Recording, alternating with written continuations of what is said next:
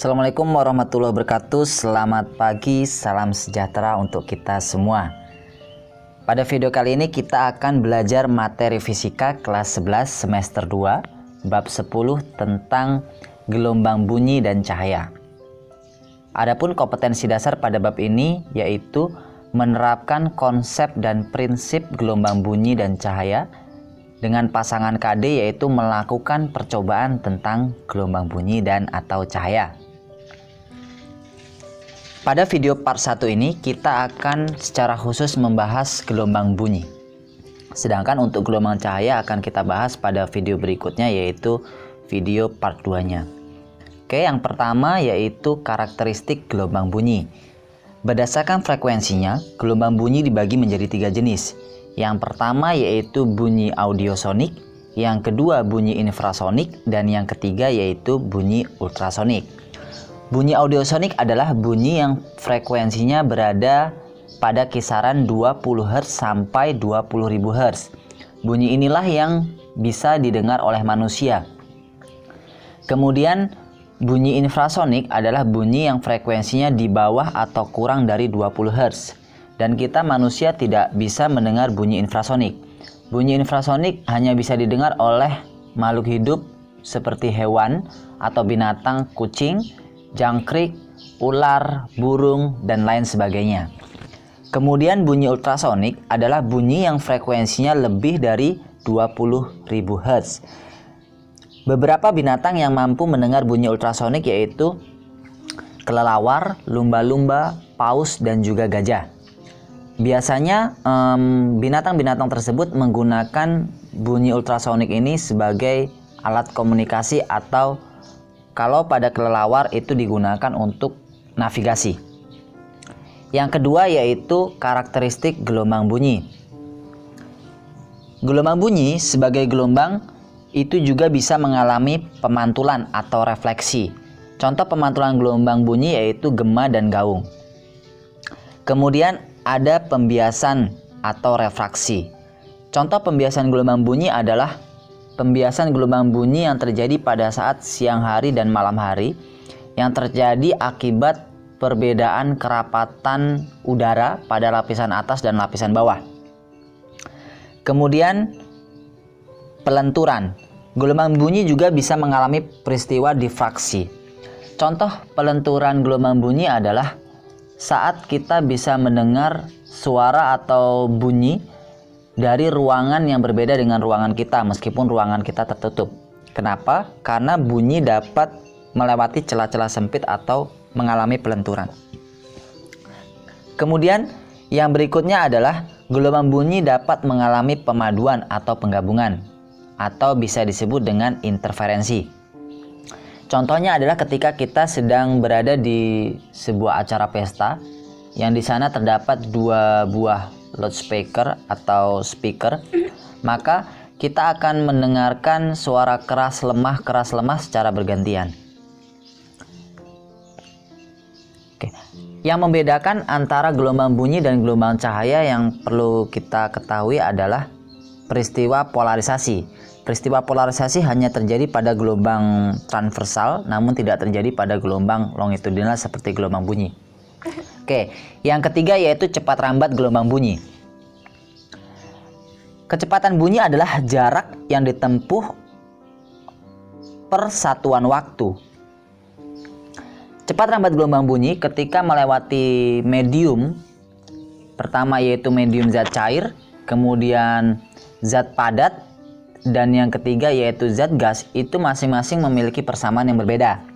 Yang pertama ketika melewati medium zat cair, V bisa kita cari dengan akar B per rho 0, di mana V merupakan kecepatan bunyi, B merupakan modulus Boole, dan rho 0 merupakan massa jenis zat cair. Sedangkan ketika melewati medium zat padat, V bisa kita cari dengan akar E per rho 0, di mana E merupakan modulus Young. Sedangkan ketika melewati medium gas, V bisa kita cari dengan akar gamma kali P0 per rho 0, di mana gamma merupakan konstanta Laplace yaitu Cp per Cv. Cp merupakan kapasitas kalor pada saat tekanan konstan atau proses isobaris, sedangkan Cv merupakan kapasitas kalor pada saat volume konstan atau isohorik, dan P0 merupakan tekanan gas. Yang keempat yaitu efek Doppler. Efek Doppler merupakan peristiwa perubahan frekuensi bunyi yang diterima oleh pendengar atau pengamat ketika terdapat gerak relatif antara sumber bunyi dan pengamat atau pendengar. Contohnya, ketika kita mendengar ambulan membunyikan sirene, maka bunyi sirene ambulan akan terdengar lebih tinggi ketika ambulan mendekati kita. Sebaliknya, ketika ambulan menjauhi kita, maka kita akan mendengar bunyi tersebut lebih rendah.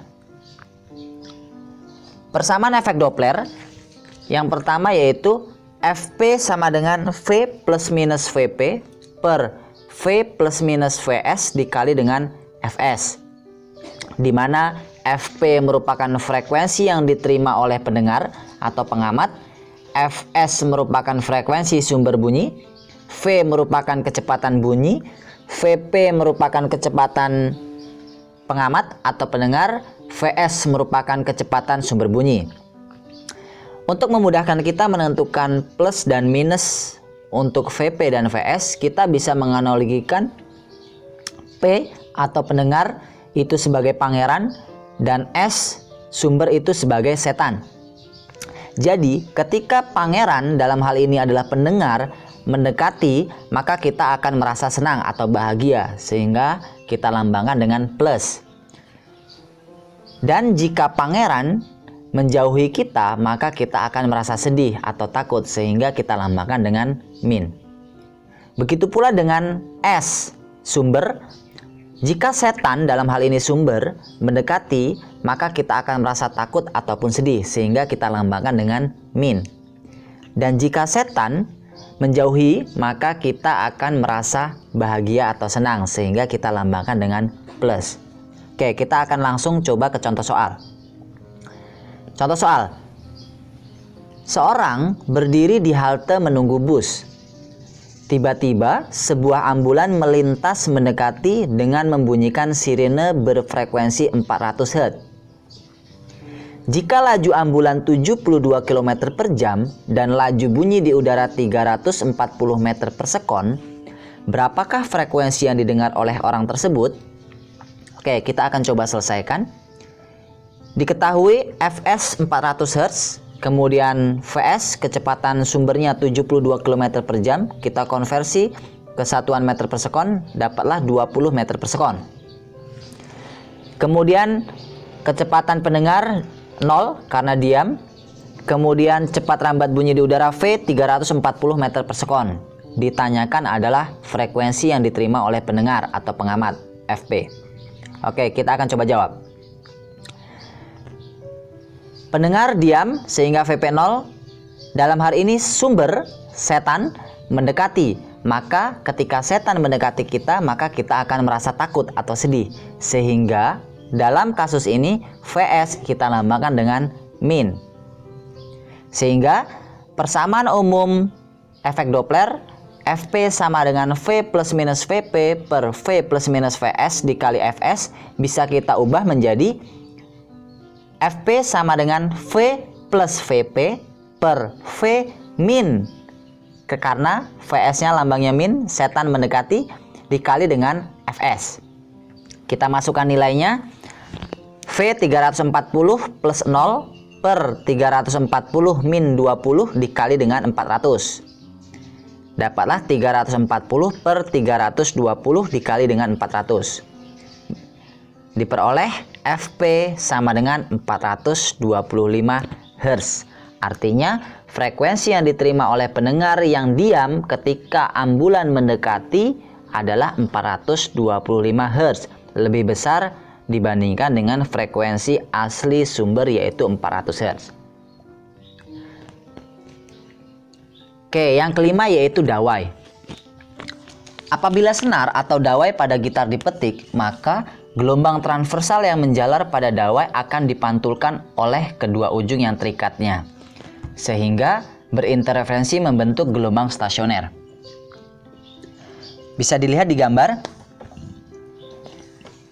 Gambar yang pertama itu adalah keadaan dasar,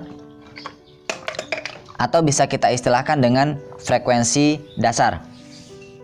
Kemudian gambar kedua itu adalah F1, frekuensi nada atas pertama. Kemudian F2 itu adalah frekuensi nada atas kedua. F3 adalah frekuensi nada atas ketiga. Di sini ada beberapa istilah yang nanti bisa dipakai. F0 atau nada dasar itu bisa juga kita sebut dengan harmonik pertama atau H1. Sedangkan untuk F1 itu merupakan harmonik kedua dan F2 merupakan harmonik ketiga dan seterusnya. Jadi jangan sampai tertukar kalian ketika menggunakan istilah nada atas atau harmonik. F1 itu nada atas pertama, namun ketika kita gunakan istilah harmonik maka itu bukan harmonik pertama, melainkan harmonik kedua. Oke, contoh misalkan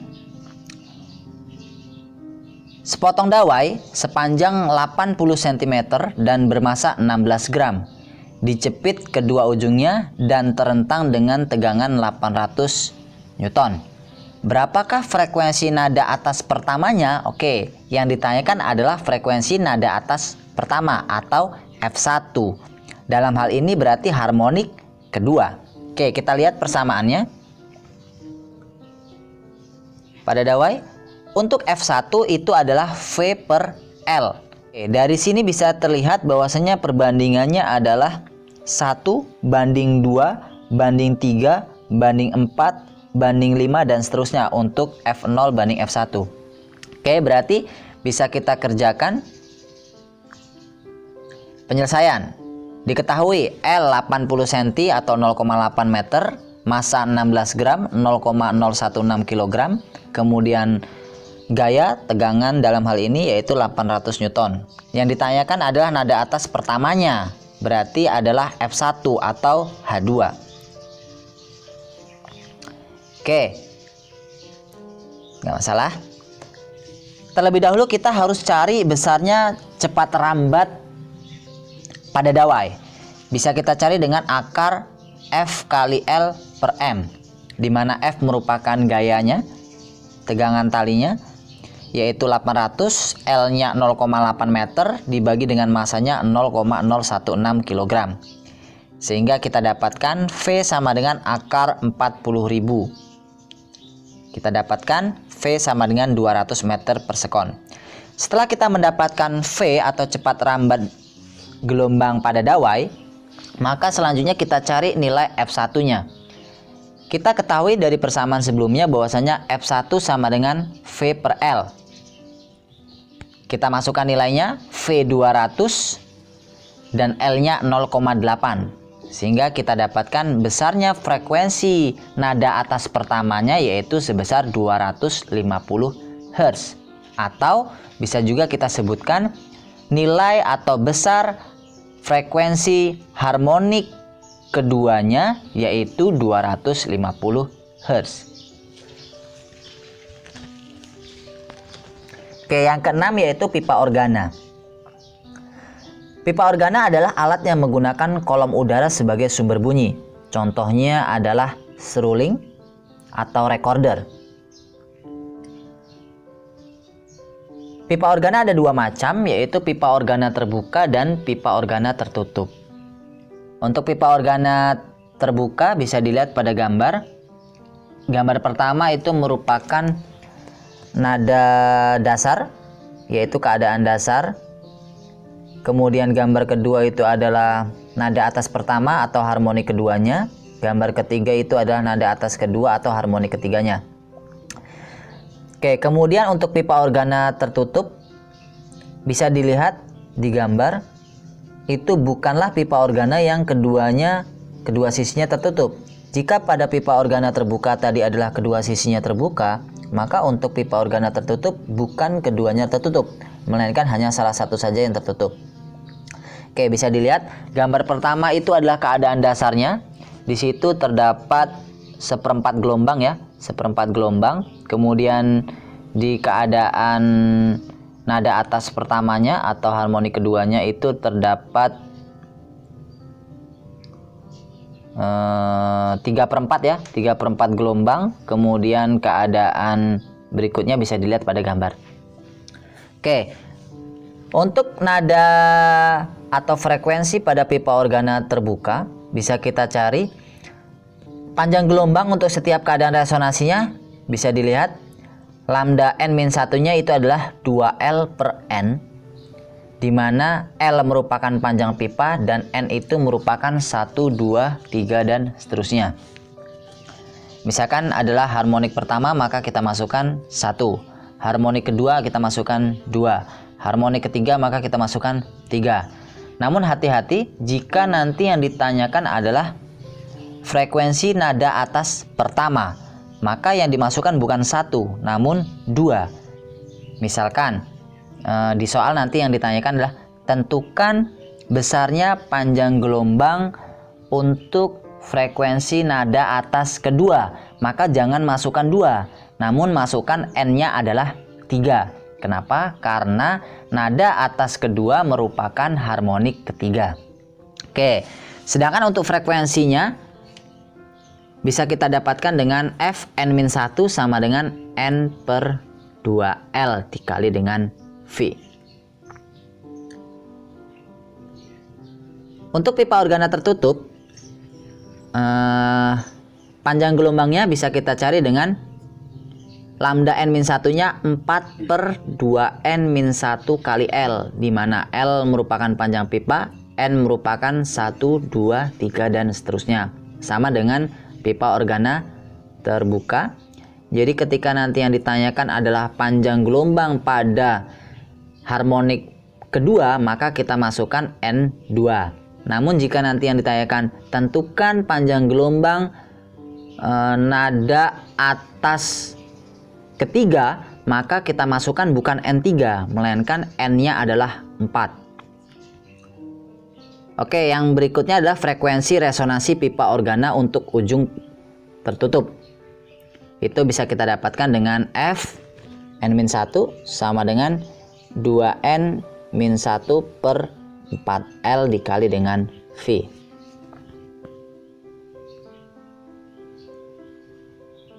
Contoh soal. Tentukan nada harmonik kedua pada pipa organa tertutup jika panjang pipa 26 cm dan cepat rambat udara sebesar 343 meter per sekon.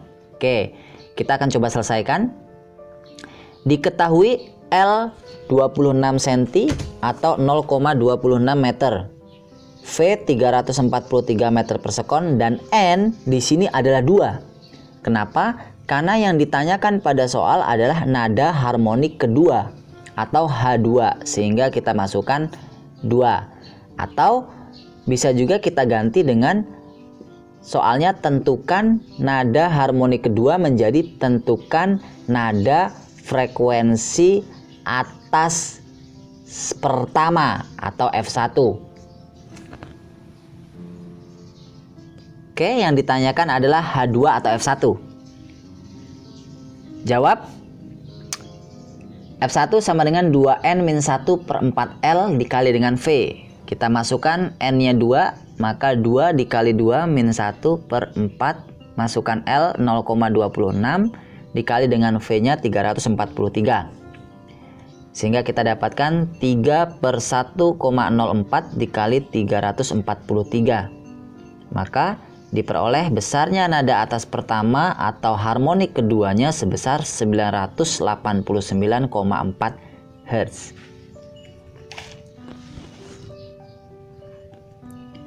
Yang ketujuh yaitu intensitas dan taraf intensitas bunyi. Intensitas adalah besaran untuk mengukur kenyaringan bunyi. Intensitas didefinisikan sebagai daya rata-rata per satuan luas. Bisa dilihat pada gambar, I sama dengan P/A. Dalam hal ini A merupakan luas permukaan bola. Karena apa? Karena bunyi ketika merambat itu lintasannya berupa lintasan bola. Maka A bisa kita ubah menjadi 4πr². di mana I intensitas bunyi, R merupakan jarak dari sumber bunyi, dan P merupakan daya rata-rata sumber bunyi. Yang berikutnya taraf intensitas. Taraf intensitas merupakan hubungan antara kuat bunyi dengan intensitas bunyi.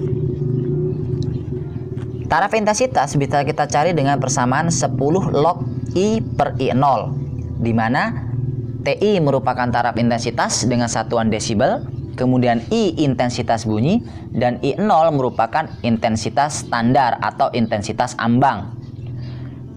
I0 di sini kita masukkan intensitas ambang pendengaran, yaitu 10 pangkat min 12. Yang berikutnya yaitu jika terdapat N buah sumber bunyi identik. Misalkan, jika ada satu knalpot, kita akan mendengarkan taraf intensitas sebesar X. Bagaimana jika ada 10 knalpot yang identik dibunyikan secara bersama-sama? Maka besarnya taraf intensitas yang akan diterima oleh pendengar akan berbeda. Nah, besarnya taraf intensitas total ketika ada N buah sumber bunyi identik bisa kita cari dengan persamaan taraf intensitas pertama ditambah 10 log jumlah kondisi kedua per jumlah kondisi pertama. Sedangkan jika terdapat pendengar yang berada pada dua titik yang berbeda, maka besar taraf intensitas di titik keduanya bisa kita cari dengan taraf intensitas titik pertama ditambah 10 log R1 per R2 dikuadratkan. Di sini jarak berbanding terbalik dengan taraf intensitas, berbeda dengan jumlah. Jika jumlahnya semakin besar, maka taraf intensitasnya semakin besar. Namun untuk jarak, ketika jaraknya semakin besar, justru taraf intensitasnya semakin kecil. Sehingga dalam hal ini perbandingannya berbanding terbalik. Oke, kita akan coba ke contoh soal. Misalkan, jika sebuah mesin jahit ketika dioperasikan menimbulkan taraf intensitas sebesar 40 desibel. Bila ada 100 mesin jahit identik yang dioperasikan secara bersama-sama, maka taraf intensitasnya adalah, oke, kita coba selesaikan. Diketahui taraf intensitas 40 desibel, kemudian jumlahnya 100 untuk kondisi kedua. Yang ditanyakan adalah taraf intensitas ketika jumlahnya 100. Oke, kita langsung jawab. TI2 sama dengan TI1 ditambah 10 log N2 per N1. Kita masukkan nilainya. Taraf intensitas kondisi ketika 1 40 ditambah 10 log N2 nya 100 per 1. Maka bisa kita ubah 40 ditambah 10 log 10 pangkat 2. Si pangkat 2 pindah ke depan, maka kita dapatkan 40 ditambah 20. 10 kali 2 20. 10 log 10 sama dengan 1, maka kita dapatkan 20. 40 tambah 20 sama dengan 60 desibel.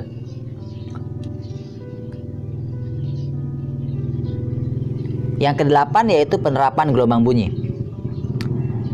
Salah satu penerapan atau beberapa contoh penerapan gelombang bunyi dalam kehidupan sehari-hari, yang pertama yaitu pemasangan sound system yang memanfaatkan sifat interferensi bunyi. Kemudian penyetelan nada gitar yang berdasarkan pelayangan bumi. Kemudian pembuatan gamelan yang memanfaatkan prinsip resonansi. Kemudian sonar yang bekerja berdasarkan prinsip efek Doppler. Kemudian pencitraan medis yang menggunakan gelombang ultrasonik. Dan contoh yang lain adalah terapi dengan gelombang ultrasonik. Oke, mungkin itu saja untuk pembahasan kita terkait gelombang bunyi.